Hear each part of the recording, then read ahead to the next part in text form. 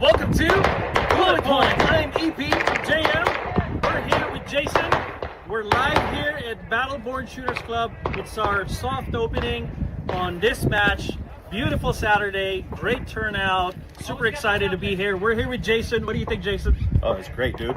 We think we ended up with like 69 shooters today. Woo! A lot of work getting it going this morning, but I had a good crew. But yeah, it's a beautiful day. We got a nice breeze. You're in the Las Vegas area. You want to shoot?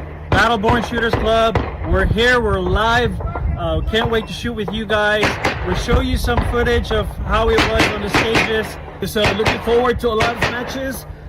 With brilliance of Jason, major and minor local matches. Right? Yeah. So see you out here in the range, guys. Come on out.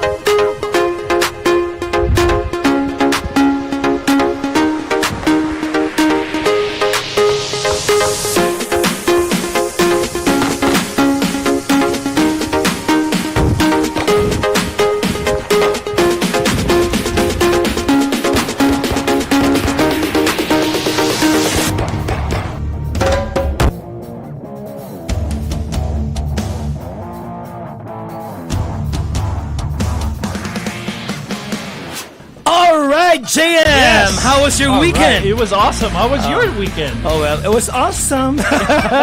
Always Battleborn Shooters Club. Yes, Yeah. Battleborn Shooters Club. That was a good one. Yeah, it was a great soft opening. Yeah. A lot of shooters supported that day. Yes. Again, Even new shooters, huh? yes, That's a good one. A lot of I new like it, shooters yeah. too. That's good. Which that's So, cool to see. Yep. And know. it's just evident that we're growing. Yeah, you know? that's the key word you said right there. Growth, and we Yeah. always want to see new shooters. Anybody taking on practical shooting or making it as a hobby. We'd love to see them. That's out why you there. guys, once you're here in Vegas, BBSC. Yes. So that's of course Jason. We spoke to him at one point, Right, right? And of right. course we have JM here. Yep. They're Try to running help the out. trying to create a best what do you call this?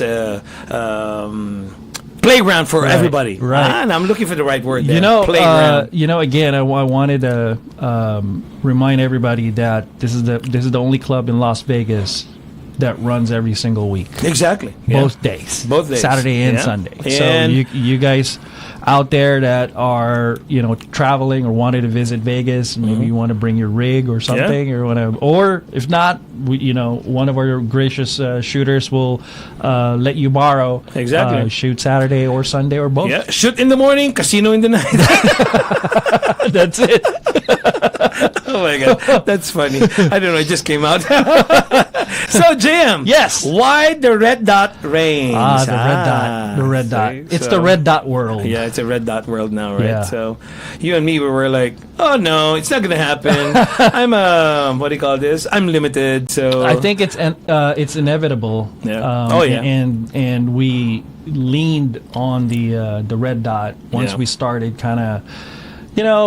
Hey, those red dot shooters are fast. Yeah. And today, we're looking at something that's probably noticed at your local matches for our viewers.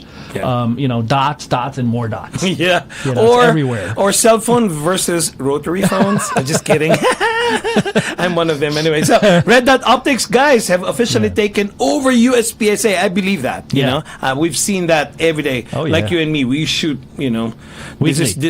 This is what we do every weekend, right? So what started as a niche before in an open, Yeah. now it's in like everywhere, from carry optics, limited optics, to even defensive pistols right now. In two-gun competitions, you'd see all these red dots. Right. When I was growing up, I've seen a couple, just a handful of open shooters, and they still have the Seymour slide ride. That's right. And it's on the other one, sideways. yeah. Yeah, I still remember that. Or the Tasco. Yeah, the big long one. Yeah, that's right. And I was like, wow, those are so cool. Yeah, Now, that's right. Now the other side, it kind of tipped the scale, and they're now the majority. So, folks, this is not just a passing trend. We've seen it. You guys have seen it in your local matches and the big matches too. So it's a full-blown revolution that's changing the way we build guns, Yes. train, and even think about aiming. right? So EP and I will take a deep dive on what's happening, why it matters, and how you can either ride the wave or get left behind. Ouch.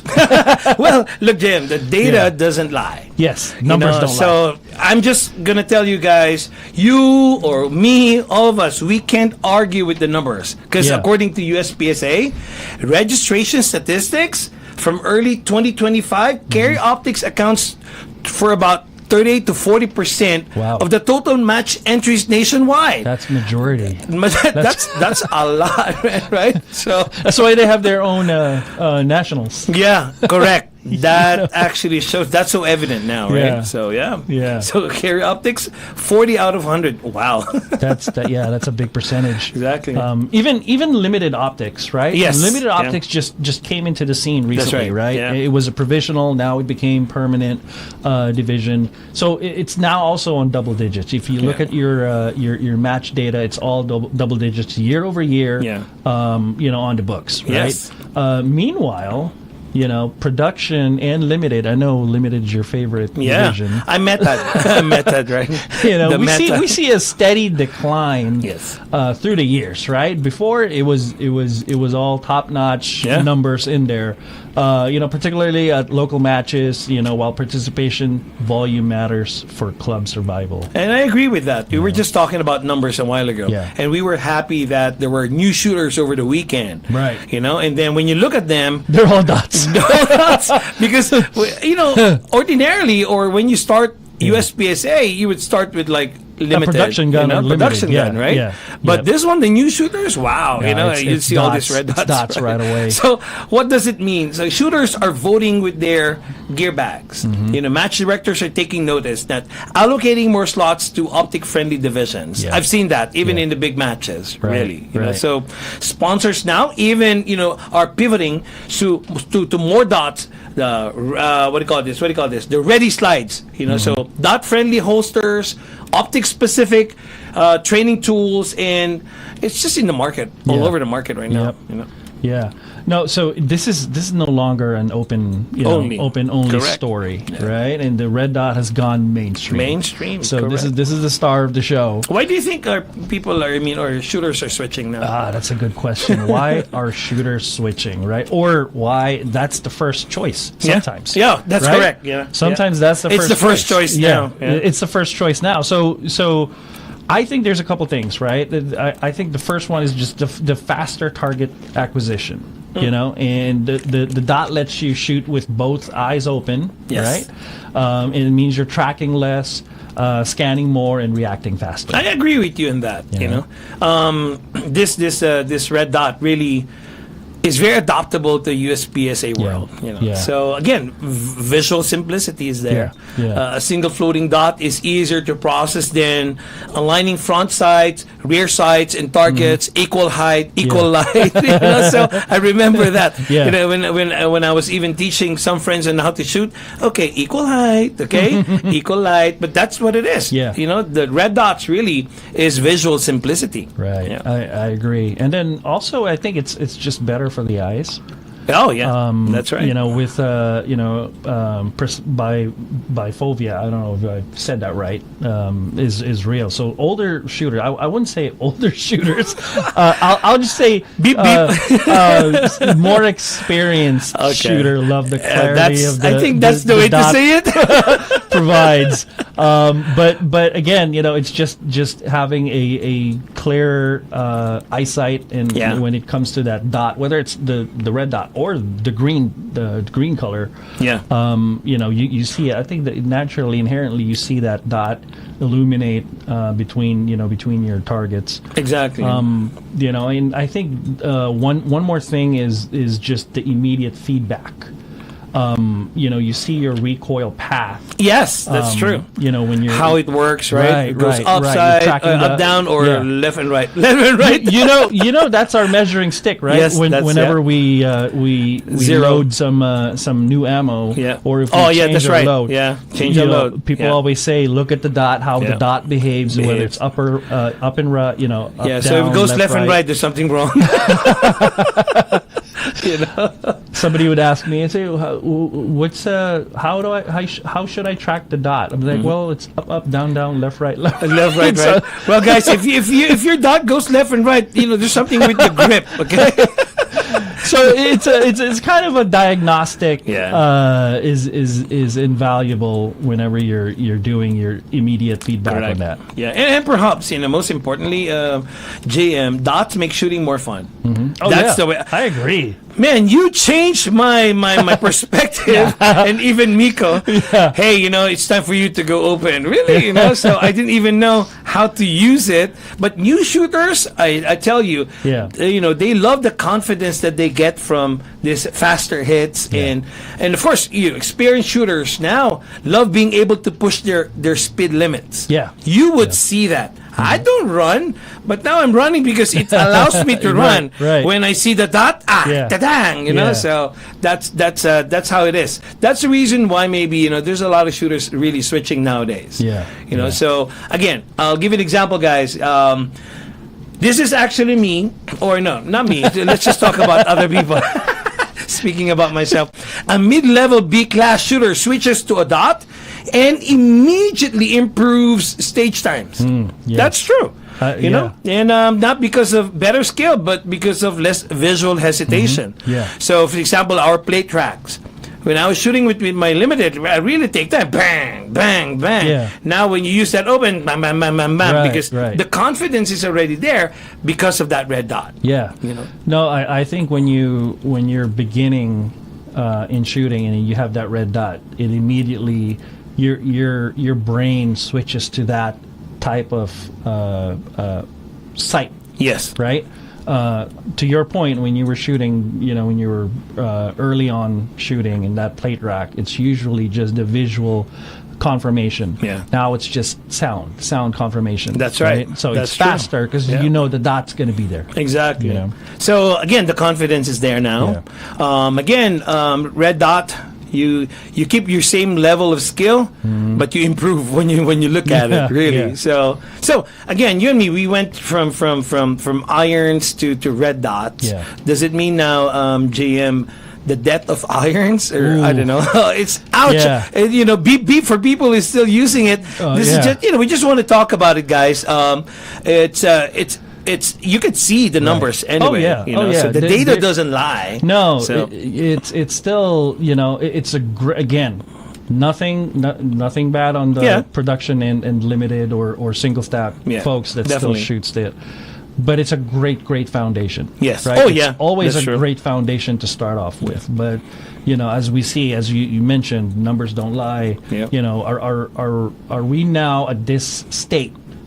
Of shooting, or practical shooting, or USPSA, whatever you want to call it, are we seeing or are we witnessing the extinction of iron sight divisions? Yes. Right. So that's the question. Maybe not, or but they're definitely on life support. I could imagine that. I was looking at a picture right now. The gun is on life support. But it's happening. Production used to be the beginners friendly division. So that's an iron sight. Now that role clearly belongs to carry optics now. People who start off, they start really directly to carry optics. I've got some friends in my workplace. They know that I shoot, and the first question is, hey, I wanna shoot in USPSA. I've got a carry optic. What? So that's the go-to now. I think when they're choosing their firearm, they're now they're more cognitive of the requirements. And also, what is it that I can, I can put an optic on it. So inherently, they'll look it up on USPSA and then are like, oh, my gun falls into the carry optic, or they do their research. They do their research. Again, even on single stack and revolver, it still holds this old OG cultural value. But they're a tiny fraction of match entries. You've seen that. It's light and day. I've done like I've seen matches, and I look at the data on practice score, right, on the people registered, and I still, Migs and I, whenever we're going through the information, and we're like, oh, there's 3 or 4 revolvers. Yeah, match breakdowns, right? The match breakdowns. I'm like, they're still around. Yeah, that's true. But look at this, JM. Let's be fair, right? Iron still offers training value as what you've mentioned. Yep. This should be your go-to to learn shooting. Right. That's just how it is, really, because they force shooters to refine mechanics. That's how you learn your basics, Right. But then again, they're no longer where the action is. No, it's just the way it is. But then again, as what you've mentioned, there's a lot of training value there. Yeah, yeah. So like matches used to run like 4 to 6 full production squads, super squads, whatever you want to call it. Now it's only just one.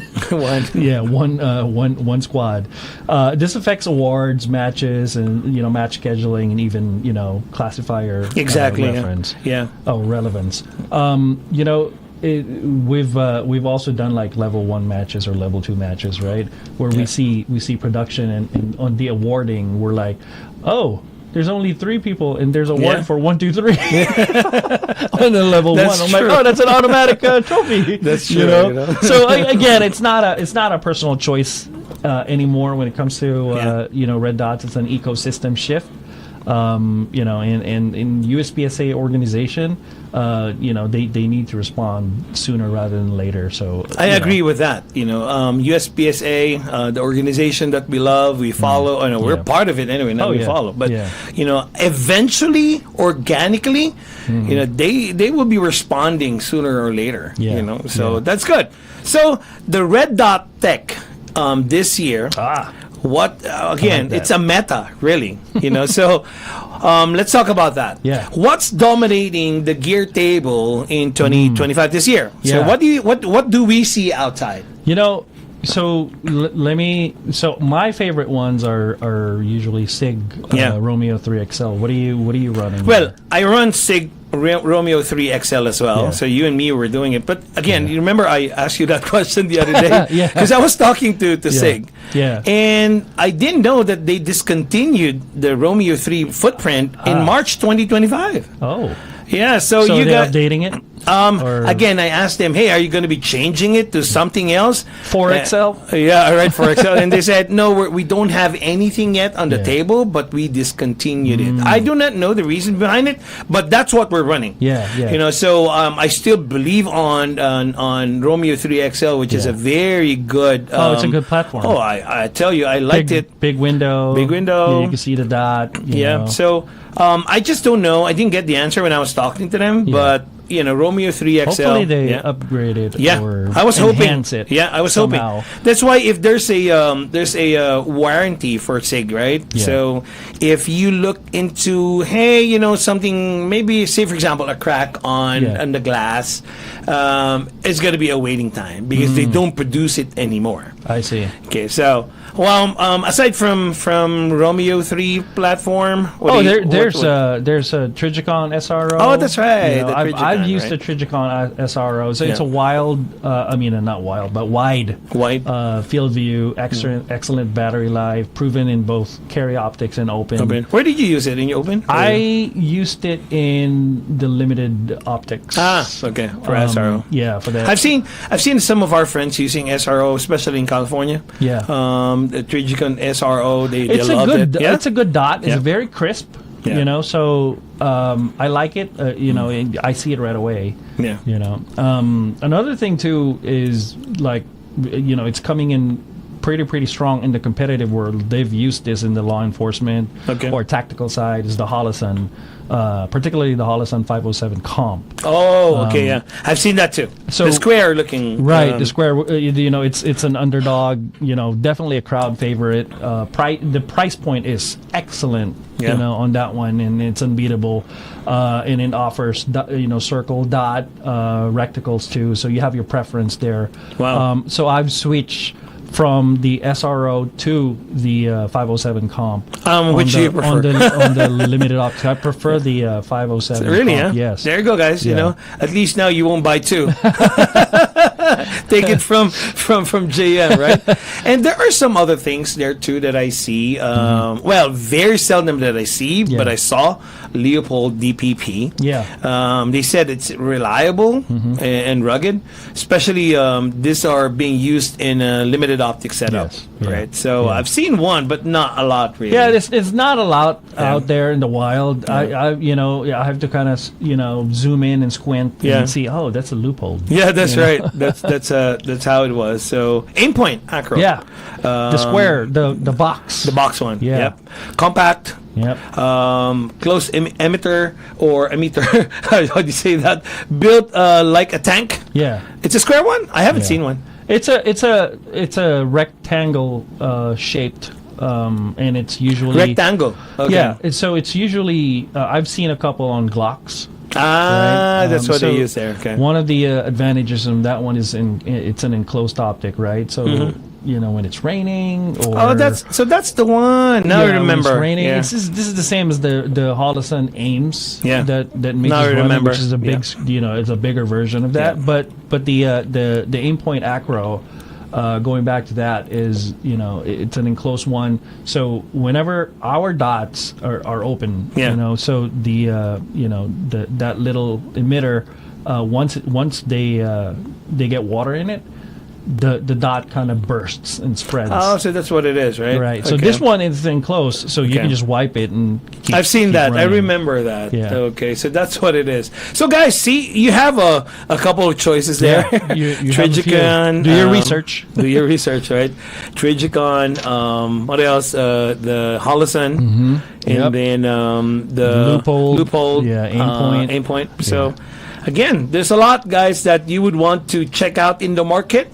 But then again, the meta features of all of this, window size bigger. That's it. Bigger's better. Bigger is better because Y equals to faster acquisition. Yeah, that's it. Right? That's Okay. it. And then also you have reticle options, right? So you can do different sizes, different layouts. Okay. Some of them have just a dot. Or they'll have the circle. And it helps with the holdovers. And quick references. Actually, I never used that the circle. I just and the like dot. my preference is just a 3 MOA. Yeah, actually, I like That's it. that. The 3 MOA. The 5 for me or 6. It bursts. It's just too big. Once you especially on a 20, maybe on a 20 yard or a popper, that thing that covers popper, the half entire of it. thing. Yeah. So and then a little movement, you're off that's it. already. Yeah. So mount height. The closer to the bore, the better. Right. Yeah. That's good. Yep. And of course, I think one last thing. The most important meta here is the durability. Yes. Yeah. Right. And if you're running hard stages or you're running your gear pretty hard, your dot needs to survive the abuse. Exactly. Right. Sometimes what do you call this? I think about having a big window. If you bump that somewhere hard, I think that glass gonna break. Yeah. That could break. Yeah. That could So- break. It's just. I've seen them. I've seen shooters, not double checking their screws on the dot. Yes. Those Yeah. their optic. Yeah. And then it falls. Oh, there you go. Goodbye. or I've like last weekend there was a shooter on the line I was doing the RO. Once that beep, got off. Once they raised that PCC and there's no dot.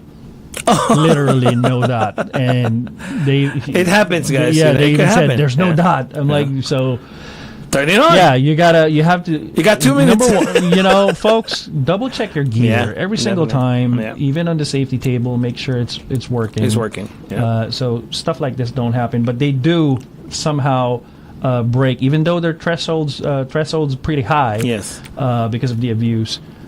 They still break. It could happen, really. Yeah. So, test your dot in dry fire under maybe harsh lighting. That will help you see if that's actually working, and because not all windows handle glare, and that's the reason why I love 3MOA, and ambient mounts the same. Yeah. So, Yep. that's how it should be. So training for the dot game. What can you tell them, JM? I think switching to red dot doesn't necessarily mean that you're gonna magically shoot faster. I thought I was. I thought I was too. No. But no, they're still aiming. Yeah. Yeah. Guys, you have to aim your gun. It still demands relearning sight picture. Yes. You just gotta, if you're iron sight, obviously the front iron, front post to the target, same thing. Just gotta move it. Yeah. Now it's a dot, so your draw mechanics and target transitions, these are all, you have to rewire your brain on this. Yeah, definitely, because it's entirely different. It's A and B, so it's not A and A, so it's not the same. Dot tracking is very important, right? Yep. So can you watch the dot return to the same spot during? It builds your trust in your decision making under pressure. Yeah. Especially the distance too. So you'll see the shot calling there, or at least practice that. So I think those are good key points. Exactly. Right? And of course, if you're used to irons like where we were before, JM, be ready for dot fishing. Oh, that happened to me. That's when your draw brings the gun up. Yeah. And where's the dot, right? Yeah, So you start moving that. Now you're dot fishing. You'll need to refine your presentation angle. Yep. That's very important. And then again, guys, if this is going to be your first time, I know you're going to go through all this. Yeah. And again, how to get acquainted on that, and how to build that skill set. Dry fire. Dry fire. Many times we've covered that. Yep. Dry fire. It should include transitions with your dot, reloads, draw. Focusing on requiring dot quickly. Yes. So no dot equals no bang. Well, sometimes I bang. No, don't copy me. Guys, dot dependency, is it a crutch? So. I don't know. It's for me, again, my opinion, it's part of the game. Part of a tool. Yeah. Part of the game. Entirely, that's part of the game. Yeah, I don't think it's a crutch. Well, it's just a common pushback for that, Dots are cheating, Well, the mindset assumes that the dot makes up for bad fundamentals. But, we know if your grip sucks, or if your trigger control is sloppy, the dot will definitely betray you. Yeah. So that's a thing, it's not just a dot. There's a lot of moving elements or requirements for you to have that good shot. Right. Right. Or you can just tell them go back to irons.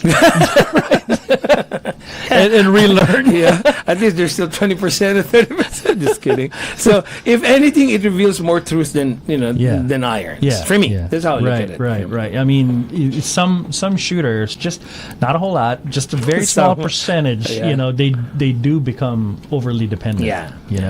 They'll wait for, a perfectly, still dot before shooting. Yep. So that takes up a whole lot of time, right? Which obviously slows them down. Or if they panic, if the dot flickers under recoil, they lose it. They're just instinctively just shooting a target and not trusting their index. Well, I trust my index. No dot, but my index is there, right?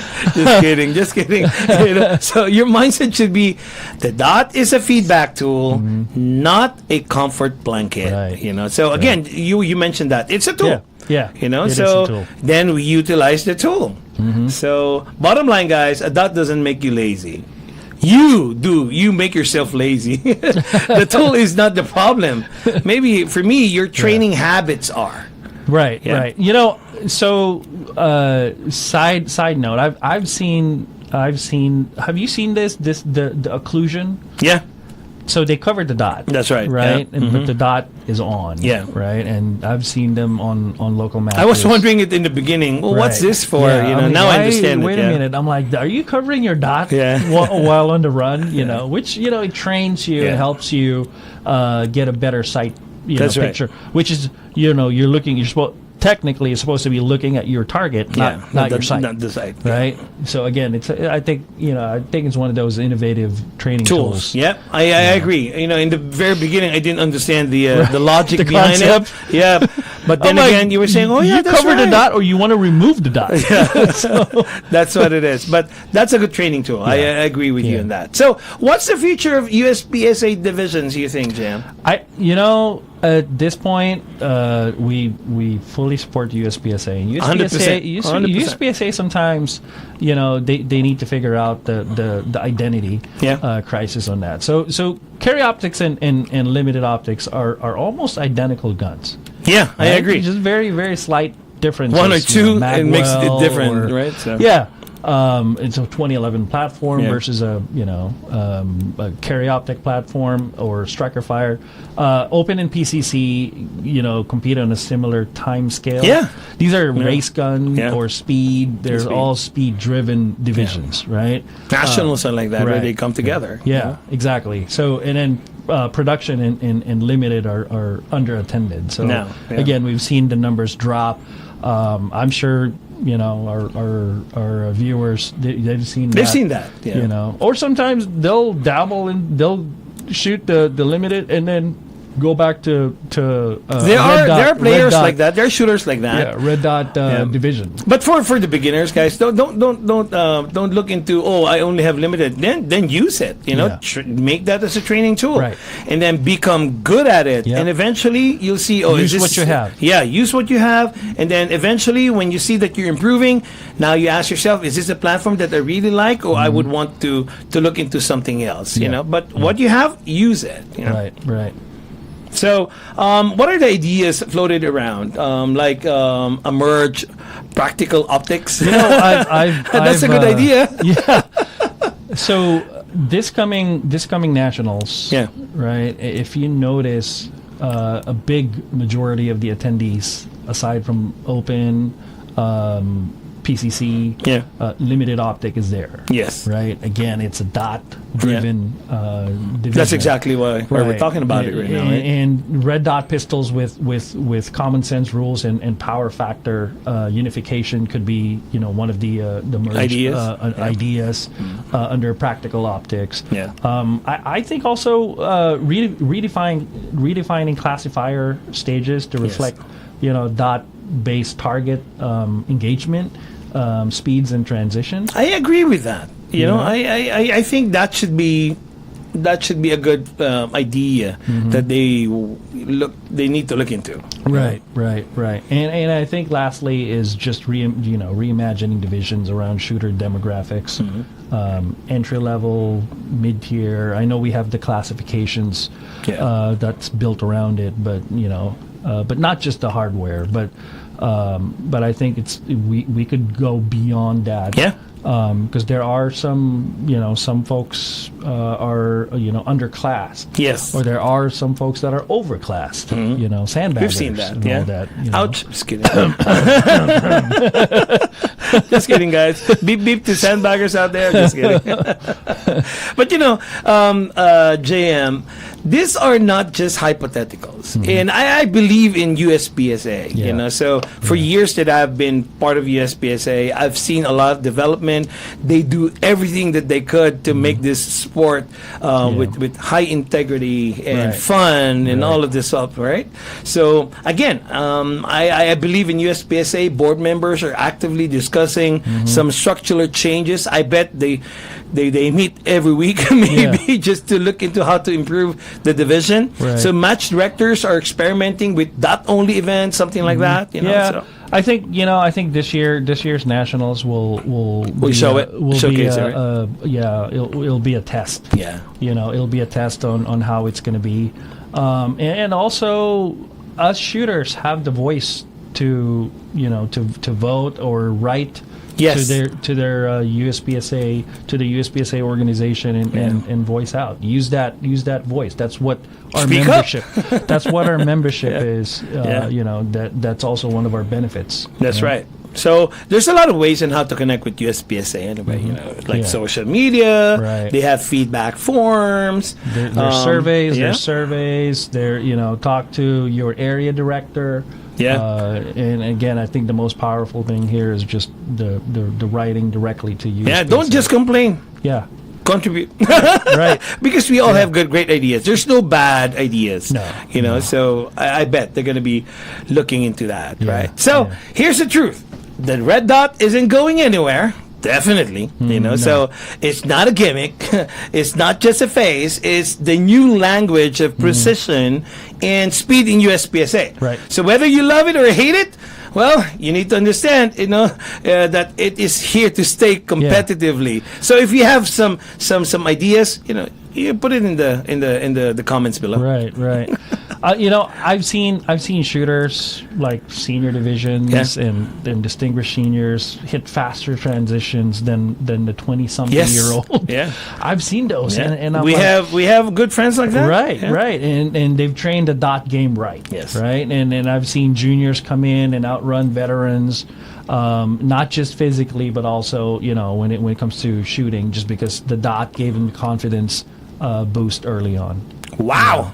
That's red dot. Yeah, that's I hope you guys, learned something. Well, this is just an opinion that we're sharing to you guys. If you see some value, don't forget to share this to everybody. Subscribe to us, by the way, and thanks for listening to Bullet Point. My name is EP. I'm JM. Reminding you, gear evolves, but skill still wins.